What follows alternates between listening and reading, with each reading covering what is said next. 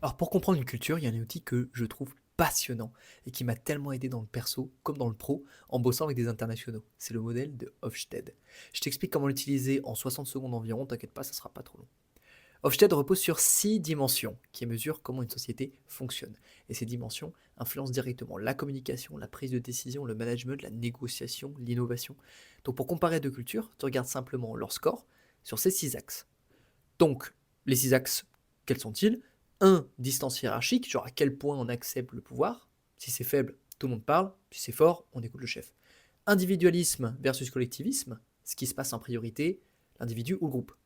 Évitement de l'incertitude, est-ce qu'on gère bien le flou? Faible, on teste. Fort, on veut des règles fortes. Après, on en a un, c'est masculinité versus féminité, aussi appelé motivation au succès. Là, c'est la compétition versus la coopération. Ensuite, on a l'orientation long terme. On prend des décisions pour maintenant ou alors pour dans 20 ans. Et enfin, l'indulgence ou la retenue, liberté d'expression ou contrôle social. Alors, tu prends deux cultures pour les comparer, genre France et Japon, et tu regardes les scores à chaque fois. Genre hiérarchie, les deux sont fortes. Décision centralisée, typiquement. Incertitude, Japon très fort, il y a des procédures très strictes.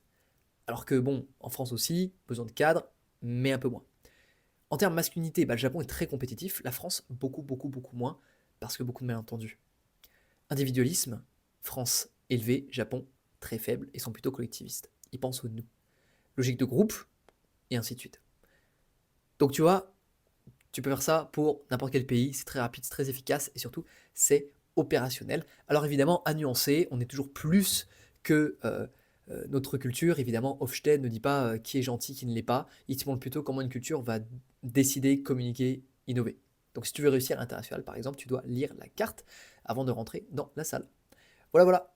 À bientôt.